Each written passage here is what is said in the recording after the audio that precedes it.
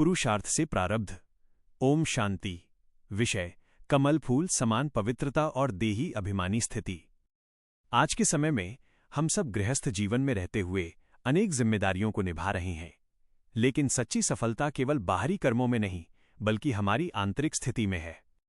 बाप दादा हमें आज यही समझाते हैं कि संसार में रहते हुए भी संसार से ऊपर रहना है, कर्म करते हुए भी कर्म के बंधन में नहीं फंसना है और सबसे मुख्य देह अभिमान को समाप्त कर देही अभिमानी बनना है। जैसे कमल का फूल पानी में रहते हुए भी उससे अछूता रहता है, वैसे ही हमें भी इस संसार में रहकर पवित्र और न्यारे रहना है। कमल फूल समान जीवन। हम गृहस्थ जीवन छोड़ने के लिए नहीं बल्कि उसमें रहते हुए पवित्र बनने के लिए आए हैं।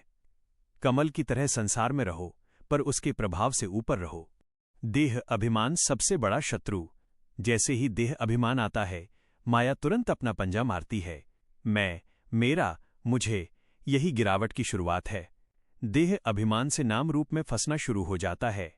देही अभिमानी सबसे बड़ी मंजिल।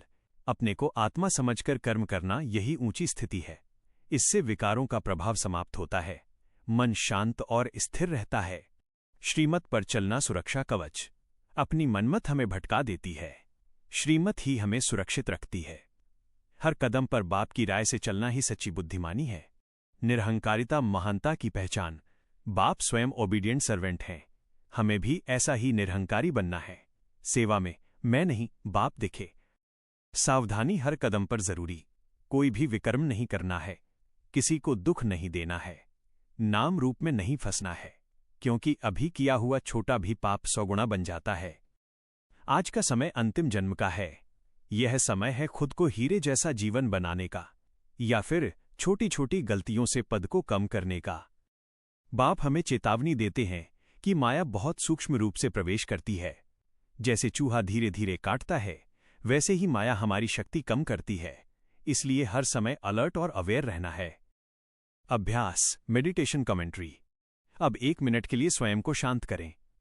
मैं आत्मा, इस शरीर से न्यारी, शांत स्वरूप, प्रकाश स्वरूप, मैं इस संसार रूपी सागर में एक कमल फूल के समान स्थित हूं। चारों ओर परिस्थितियां हैं, लोग हैं, संबंध हैं, लेकिन मैं उनसे ऊपर, न्यारी और पवित्र हूं। अब मैं अनुभव करता हूं, मैं देह नहीं, मैं आत्मा हूं। जैसे ही ये स्मृति आती है, देह अभिमान समाप्त हो जाता है। अब मैं अपने परम पिता शिव बाप को याद करता हूं। उनसे शक्ति की किरणें मुझमें समा रही हैं।